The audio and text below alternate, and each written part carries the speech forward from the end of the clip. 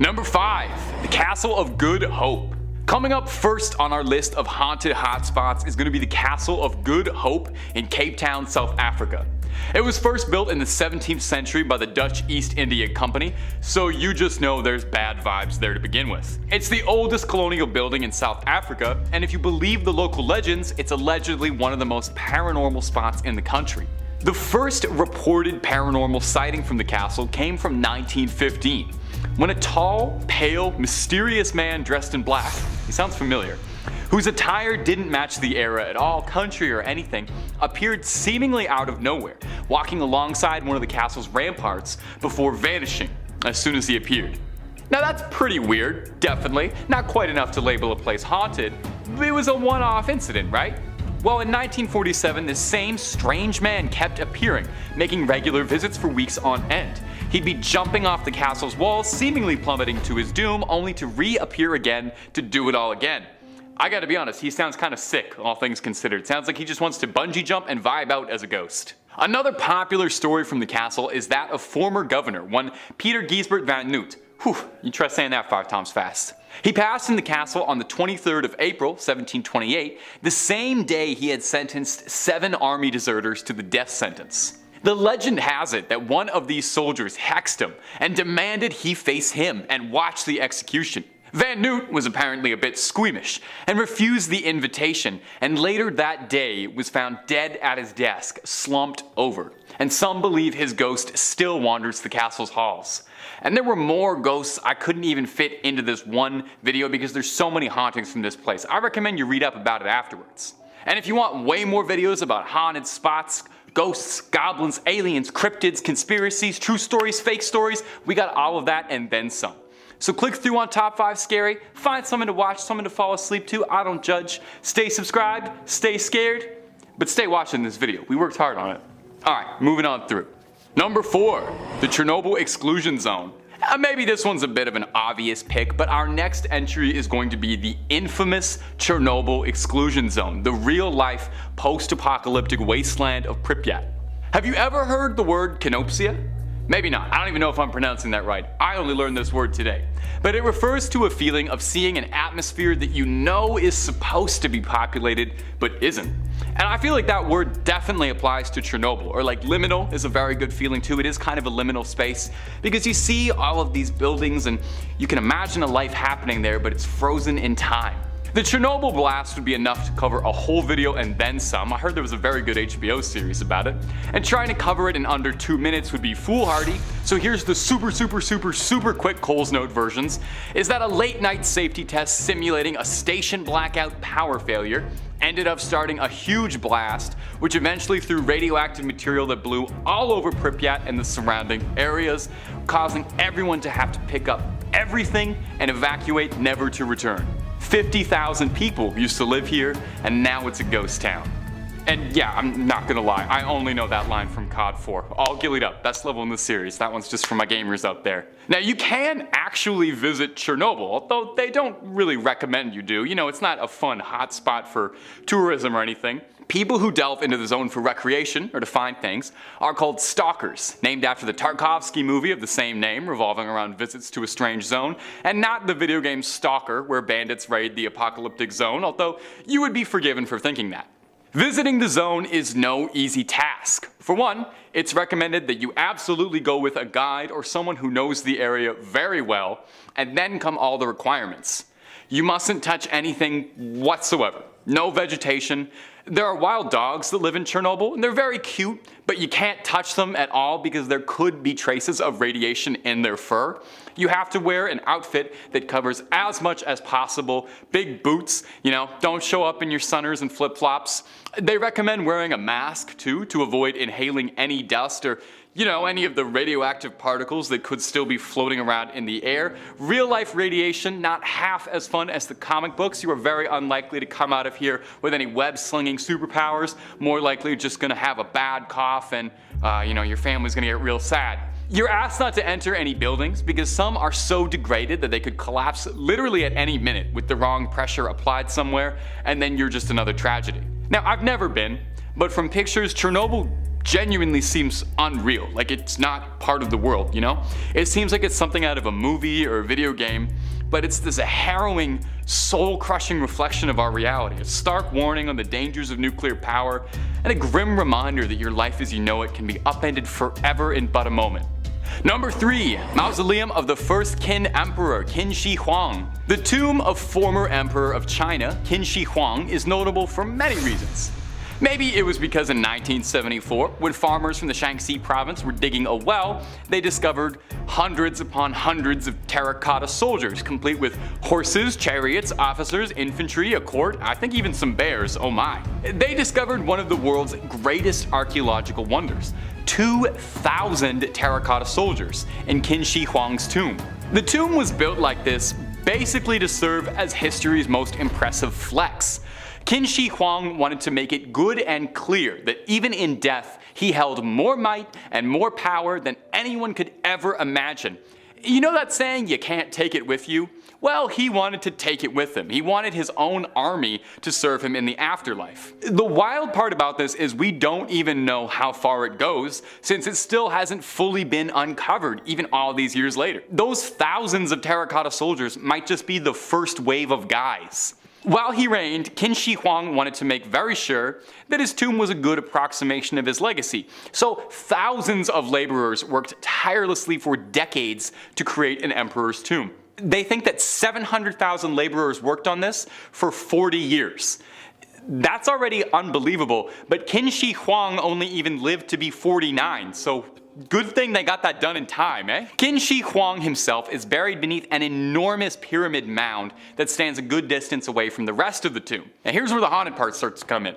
According to historians, this central tomb contains treasures and wondrous objects he attained during his life, including a flowing river of pure mercury, which doesn't really sound like the greatest idea, but back then they thought that made you immortal. Soil testing the nearby areas does have elevated levels of mercury, so that might actually be true. No one is too eager to check though, since it sounds like Qin Shi Huang kitted this place out to keep any would-be Nathan Drakes or Lara Crofts from raiding this uncharted tomb. It's said that it's got ancient ballistas and all sorts of traps, like mechanisms that'll fire arrows at potential grave robbers, and hey, that mercury vapor probably isn't doing you any favors, so don't try to breathe that in.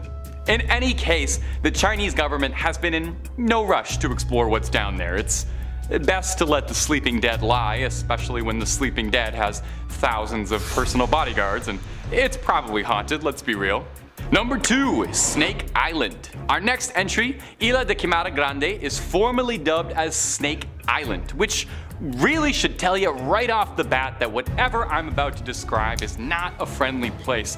Traditionally, places are only named things like Snake Island if they're like, you know, filled to bursting with snakes, or if they're home to like a snake-themed supervillain or something. I'm pretty sure the guys who fought G.I. Joe lived on Snake Island. Anyway, Snake Island is called that because by conservative estimates, there's roughly a snake for every square meter of the island, meaning there's anywhere from 4,000 golden lancehead vipers or more living there. There's more snakes than there are people, and that's because most Brazilian locals know way better than to go to an island where one of the most venomous snakes on the planet live. Yeah, I left that part out. Well, I'm talking about it now. It's not just like garter snakes slithering about here. Isla de Quimada Grande is home to the golden lancehead, a beautiful creature in its own right that just happens to be one of the most lethal bites to humans. A bite from this snake can cause, let's list off some fun side effects, kidney damage, necrosis, brain hemorrhaging, venom poisoning, and oh, my favorite, internal intestinal damage. So just leave them alone. Even if for some bizarre reason I've told you all of that and you just love going to places you're not meant to and you're just dying for a chance to go visit venomous Snake Island, you are going to run into a bit of trouble because it's literally forbidden.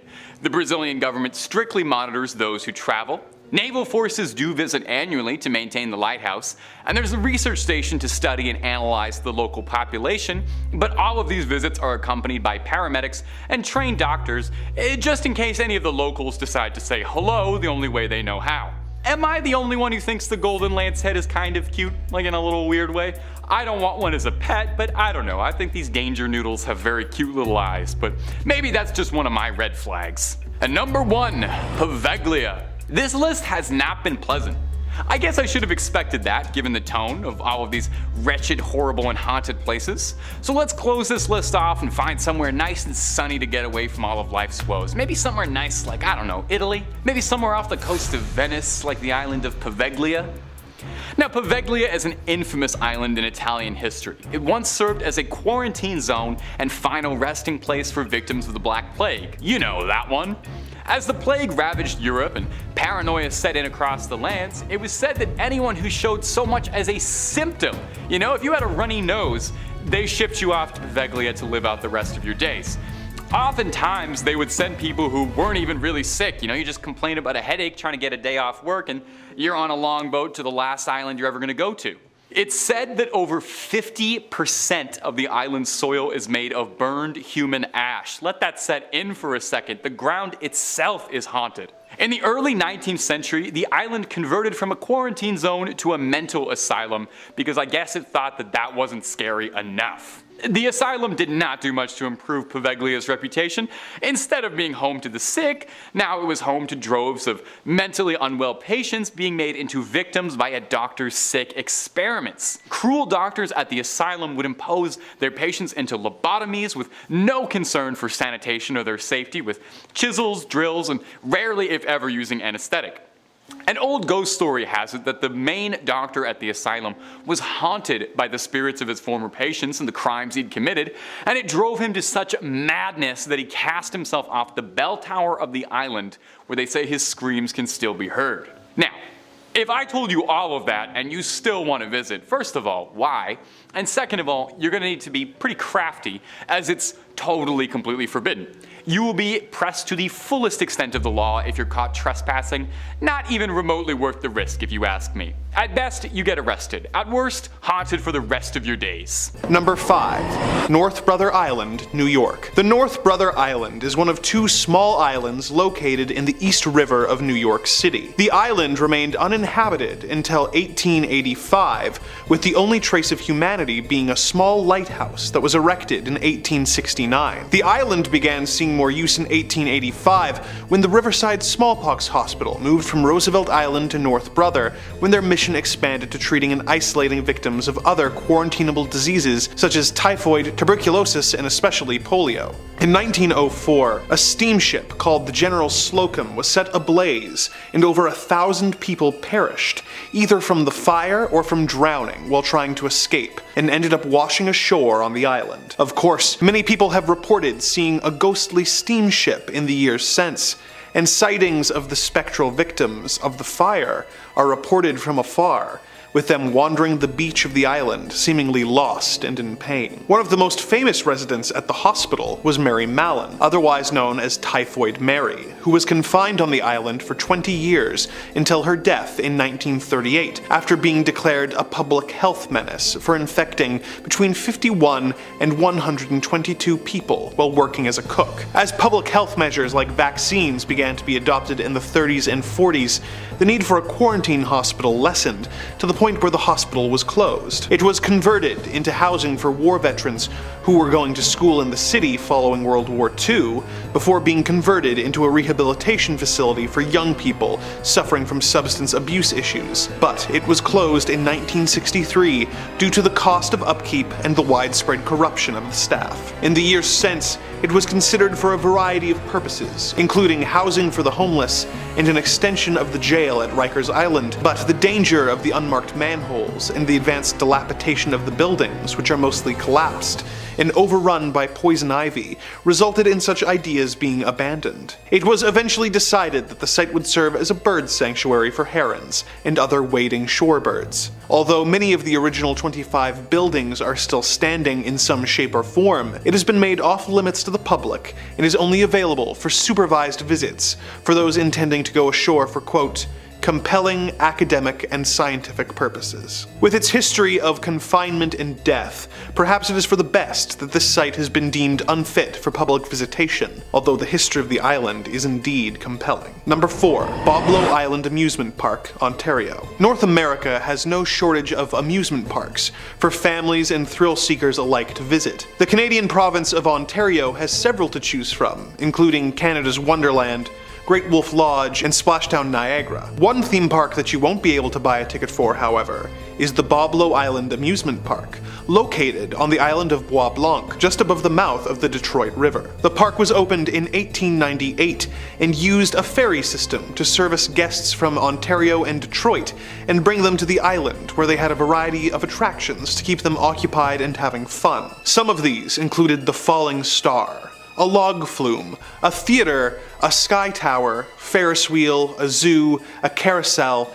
and a dance hall, financed by Henry Ford. It also had 3 roller coasters, the Screamer, the Nightmare, and the Sky Streak. It also had Boblo's Scooter boats, which were essentially aquatic bumper cars. The park operated for many years before eventually closing down for financial reasons in late 1993. There are still ferries that operate in order to get island residents on and off the island, but the now abandoned amusement park has been declared off limits by the property owners. Of course, the dilapidated carousel building, dance pavilion, and sky tower have since proven to be too appealing for urban explorers to keep away from, and the eerie, overgrown site still sees a variety of visitors. Like any good amusement park, it of course has a reputation for being haunted by a variety of ghosts. My personal favorite of the ghost stories is the story of Smiley the Magician. Back when the theater still operated and showed a variety of different performers, one of the most consistently booked performers of the 30s and 40s was a magician named Smiley Smilovich. Smiley was an old-school magician who had trained with Houdini in the late 20s and was known for his seemingly death-defying tricks. One of his most famous tricks was a metamorphosis trick,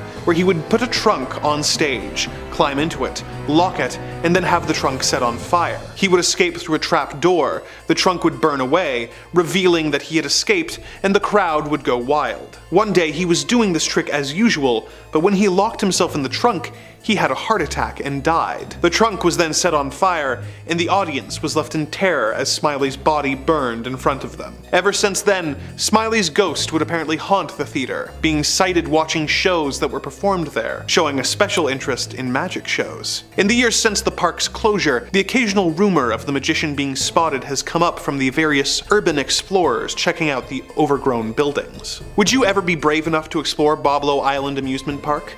And if you did, would you be on the lookout for spectral magicians? Number 3. Bongar Fort, India. This 17th century fortress has a reputation for being the most haunted place in India, with people refusing to build homes near the fort for fear of falling under its curse. Despite this reputation, there is some debate as to why it is haunted, with 2 very different stories being told. In the first story, a king named Madho Singh wanted to build the fort, but needed the permission of an ascetic monk who lived on the nearby land. The monk granted him permission to build the fort, but warned him that the fort's shadow must never fall upon the monk's home. Madho agreed to these terms and built the fort to the specifications. However, one of his successors added to the fortifications vertically, causing the fort's shadow to engulf the forbidden home, causing the fort to fall to ruin and become haunted. Another version of the tale is that an evil sorcerer fell in love with a beautiful princess named Ratnavati. She rebuffed his advances, so he bewitched a cosmetic that she was going to use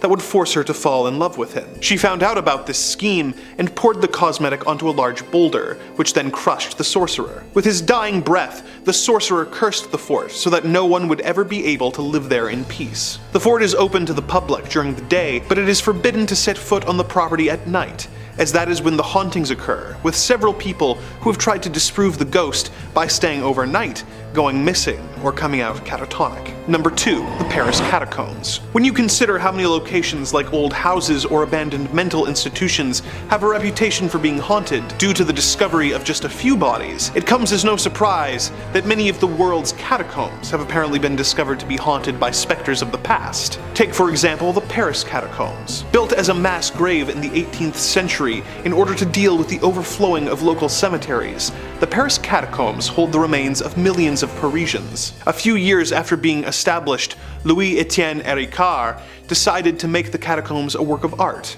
by arranging the bones into elaborate displays. An inscription in the catacombs even reads, "Arrête, c'est ici l'Empire de la Mort," which translates to "stop, this is the Empire of the Dead." Although a small section of the catacombs are available for visitors to peruse, the vast majority of the seemingly endless tunnels are banned for tourists to visit. In the years since they were constructed, there have been several reports of ghosts wandering the halls of the labyrinth-like grave, searching for a way out. As if that weren't bad enough, rumor has it that if you come into the catacombs at night, you will hear the whispers of all the spirits of the catacombs, trying to convince you to venture deeper and deeper into the catacombs until you become lost and unable to find your way out. Another often reported ghost is that of Philibert Asper, who was a doorman at the Val de Grace Hospital, who made his way into the catacombs in late 1793 when he was sent to fetch liquor from a cellar, with only the light of a candle to find his way out. He soon became lost and confused. It is also theorized that he was quite drunk at the time. His candle eventually went out and it became pitch black. He was missing for 11 years before his remains were found and identified due to the hospital keys and the bottle of liquor in his hand. He was interred in the catacombs at the exact location where he was found. In the years since, urban explorers calling themselves cataphiles have reported seeing the spirit of Asper wandering the halls of the catacombs, with his candle on the anniversary of him going missing. The cataphiles are known for paying their respects at his grave, and they have named his spirit the protector of the cataphiles. Number 1. Poveglia Island, Italy. In the lagoon between Venice and Lido, you will find the small island known as Poveglia. It was first inhabited in the year 421, when mainlanders relocated to the island to escape barbarian invaders. Due to its small size, the island was easily defensible, and frankly not worth the trouble for invaders to bother attacking. The small community stayed on the island for centuries, enjoying their independence from taxes and laws of the mainland, but their population eventually dwindled, leaving the island uninhabited. This changed in the year 1348, when the bubonic plague was ravaging Venice and the surrounding towns. Poveglia became a quarantine island, with symptomatic Italians being banished there to die. The center of the island had a giant pyre, where tens of thousands of plague victims' bodies were burnt to prevent the spread of the disease. When the plague returned in the year 1630, the island became a quarantine colony, once again, with even more bodies being burnt in the town square. Naturally, the location developed a reputation for being haunted by the tens of thousands of displaced and abandoned plague victims, but the island's creepy history was far from over. Aside from a brief period where Napoleon used the island to store gunpowder, relying on the ghost stories of the place to keep unwanted visitors away, the island remained largely uninhabited until an insane asylum was built on the island in the late 1800s. It was a brutal hospital that was poorly constructed and used more to exile the patients from society than to help rehabilitate them. One of the doctors working there in the 30s conducted strange and cruel experiments on the patients for years,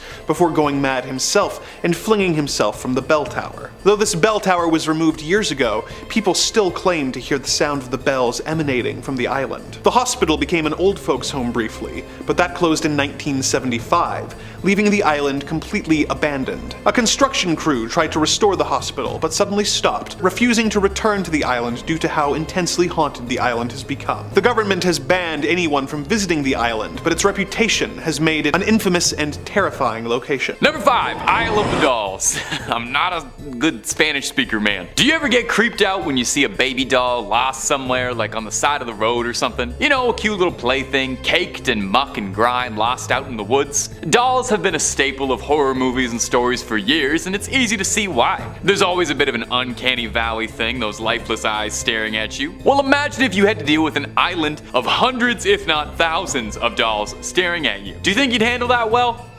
South of the center of Mexico City lies the infamous Isla de las Muñecas, or the Island of the Dolls, and I am so sorry to my native Spanish speakers for that butchering. It received the name from the island's inhabitants, which are solely dolls. Legend goes, in the 1950s, the island was the property of one Don Julian Santana Barrera, who used to preach superstitions around and was expelled from the region, living alone on this island. One day, a young girl had drowned and was found washed up in the banks of the island. Santana claims that he heard the girl crying out, "I want my doll," and discovered a washed up doll on the bank as well. He hung the doll up in a tree and claims that since that event he would find a doll every time he went outside. It became his passion, or obsession, possibly more accurately. Hundreds upon hundreds of dolls line the trees of the island, hanging from just about every inch of available space. Barrera would end up passing away on the island as well, drowning in the same spot that the girl drowned in all those years ago. Locals believe it was a curse from the girl's lingering spirit that still lays dormant on the island. Since then, the island has become a popular tourist spot for paranormal hunters. I mean,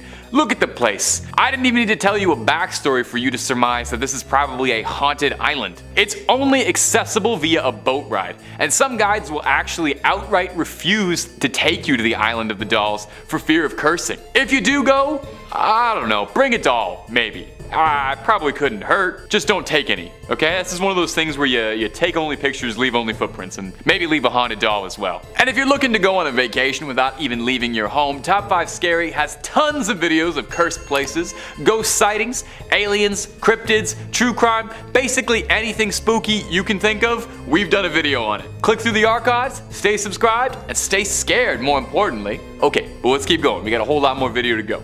Number 4. The Waverly Hills Sanatorium. The Waverly Hills Sanatorium has had a real storied history as far as a building goes. It began its life as a hospital, eventually became a nursing home, and now is considered one of the most haunted spots in the United States. Quite the resume. It first opened in Louisville, Kentucky in the year 1910 to treat new incoming tuberculosis patients. That year, a recently built hospital had moved all of their TB patients over to the sanatorium, who had to put up tents to accommodate all of their new guests. The sanitarium housed thousands of patients over the years before the hospital would close to convert into that nursing home in 1961. Now, the estimates may vary because there's not a lot written down, but the estimates say that as many as 64,000 people died inside the sanatorium.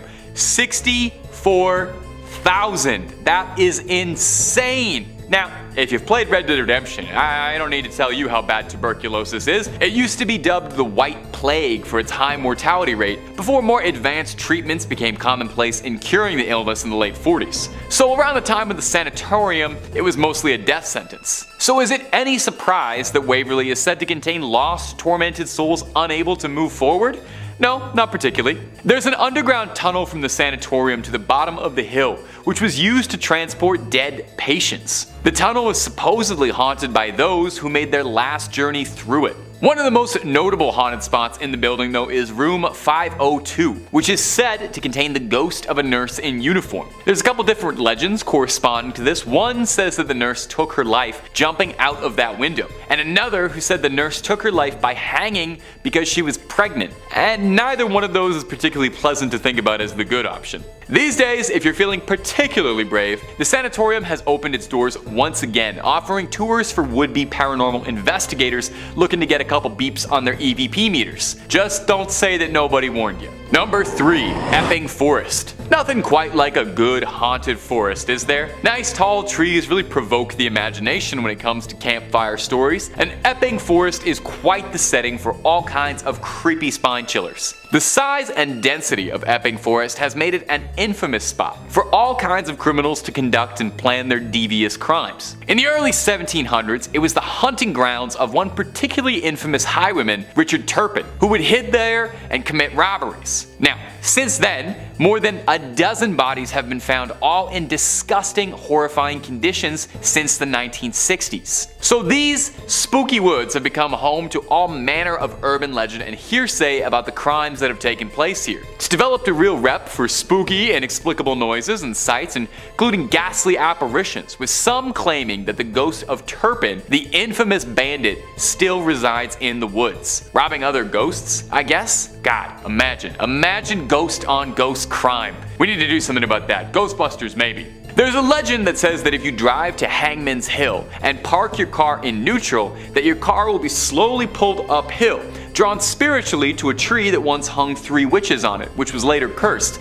But I gotta be honest, ignoring the witchy part, that actually sounds kind of fun. Just a little car getting towed uphill as part of a supernatural adventure, I'm on board with that. No doubt something that helps the forest have this scary reputation is its off-putting appearance. The trees have not been cut since the late 1800s, giving them an unusually overgrown, chaotic look. I can definitely relate to not having cut something since the 1800s. I think that's the last time I cut this mop of hair. Number 2, the Queen Mary. We've got a few good haunted woods, an old abandoned hospital, and I think for good measure we should toss in a haunted ship. Does this video not have any haunted houses? Wow, okay, hey, we're breaking new ground. There are few ships in the United States allegedly even half as haunted as the Queen Mary, a decommissioned ship that was converted into a hotel in Long Beach, California. It's stately, lush, and its lower decks are filled to bursting with restless spirits. The ship was christened in the mid-30s by Queen Mary herself, hence the name, and it was retired 3 decades later when it was then converted into a hotel where guests can go and sleep in a stateroom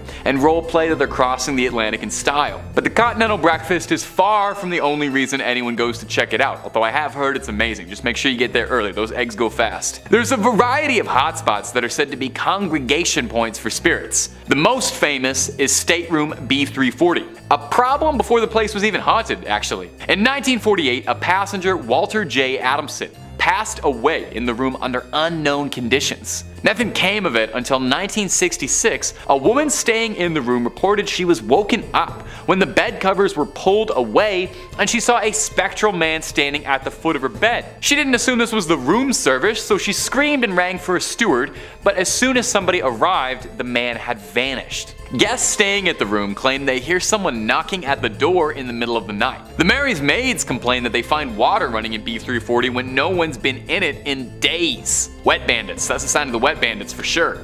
People have reported all kinds of ghosts around the pool as well. Some notable ones include a woman in an old wedding gown next to a young boy in a suit, a cloud of steam appearing out of nowhere along with a girl in a blue and white dress who disappears and reappears in an instant. Whew. I'll stay on the land, I think, where all the land ghosts are. At least I know what those ones are. I trust them. And number 1, the Maul Dyer Rock. Do you believe in witches? For the residents of Leonardtown, Maryland, their town's history has been plagued by rumors and accusations surrounding one infamous resident, Maul Dyer, the Witch of Leonardtown. In the early 17th century, illness was ravaging this small community, taking a harsh toll on crops and wildlife, and the difficulty of the winter had crushed most residents' hopes of surviving the season. The town was deeply religious, and the harsh season led the townsfolk to believe a witch was to be blamed instead of just like polls and seasons and stuff, but they didn't really have a lot of books, so witches made a lot more sense. The church had determined that one resident in particular, Maul Dyer, an old widow who lived alone on the edge of town, was the witch who was tormenting the villagers. I get it, old crone on the edge of town, bad season, all the crops died. It definitely sounds like she was a witch. But it wasn't long before hurtful hearsay like that turned into a pitchfork-wielding mob who burned down Maul's small hut. Maul ran from the fire into the wilderness, but, being an old woman, collapsed shortly. She grabbed onto a boulder and raised her left hand to the moon and allegedly cursed at the village for what they had done to her. Her body was found frozen with her hand held upwards towards the sky. Since then, the boulder she was found on has been dubbed the Maul Dyer Rock, and it's actually protected with plexiglass in an attempt to contain whatever curse that she unleashed onto the world. Many supernatural events are reported in the woods around this rock, ranging from shadow people, will-o-wisps, stories of spirits running through the road causing car accidents, thick unnatural fog, and lightning strikes around the rock are all common legends and elements of Maul Dyer's ancient curse on the town of Leonardsville. Now, some fun little trivia for some horror movie fans out there. The story of Maul Dyer served as one of the inspirations for the titular character in the cult classic horror flick Blair Witch Project, about a spooky witch who got isolated in the woods. So if you're ever visiting Maryland and you want to see Maul Dyer's Rock, make sure to bring the video camera, shake it all up a bunch, because if you play your cards right, that's a 3-picture deal and a whole movie franchise. Number 5 on this list is Tranquil Sanatorium in British Columbia. Tranquil Sanatorium has quite an extensive and tragic history to it, which has caused its walls to be the home to many undead spirits. A sanatorium, if you weren't familiar, is an establishment which has the sole purpose of housing those with long-term illnesses and is often associated with tuberculosis. The one that we're talking about right now is no different. It was built in 1907 as a facility to treat people with tuberculosis. However, it didn't stay like this for very long. The purpose of the facility eventually changed to become an insane asylum. It acted as this mental institute for a while until finally becoming abandoned in the late 1980s. Due to its deep history with death, disease, mental illness, it's no wonder that the Tranquil Sanatorium is now deeply haunted. The layout of this facility screams something out of a Stephen King book. It has several buildings that are connected by poorly lit underground tunnels. The building itself looks all too eerie from the outside as well, with dirty cream colored walls that have seen far better days as rot and mold slowly devour them. Visitors of this place report feeling extremely uneasy. A common note for most people that visit is the presence of orbs, strange balls of light that flutter throughout the building and then disappear. Some people have reported seeing a ghostly apparition on the 6th floor. This ghost takes the form of a woman not older than 30. She appears to be crying and screaming. The tunnels are said to be particularly haunted. People have reported screams coming from nowhere, flashes of movement, menacing and animalistic groans that make you feel as if somebody is right behind you. Children can also be heard playing every now and again in some of the more open areas of the building. Clearly, this place's dark history has impacted it greatly, and just because physical humans decided to abandon it in the 80s doesn't mean that it was truly abandoned for good. Number 4 on this list is the Firkins House. The Firkins House is part of Fort Edmonton Park, which, you guessed it, is located in Edmonton, Alberta. Fort Edmonton Park is a little tourist attraction that has buildings from 1885, 1905, and 1920 to represent the homes of the time. One of the houses is the Firkins House. This home is interesting because during my research, I couldn't find any particular evidence of wrongdoings or tragic events at this home. In fact, for the most part, it seems like a pretty normal house. People have lived there before and no harm has befell them, but it seems that after they moved out and the home was donated, that's when things started to go a little bit haywire. There are reportedly 3 ghosts or demons that haunt this home, each one scarier and more dangerous than the next. The first one is the ghost of a beautiful floating woman who is dressed in all white. People have said that they've spotted her in the windows of the home looking out at them or slowly drifting throughout the living room. The second one is the ghost of a little boy. The boy will appear to certain people looking extremely ill. It is currently unknown if this boy died in and around the area or what disease he is suffering from, but it is said that he resides in the home with the woman in white. The third being is by far the scariest of all 3. A ventriloquist dummy that will appear in the home or in the cupboards. This thing can move all by itself and talk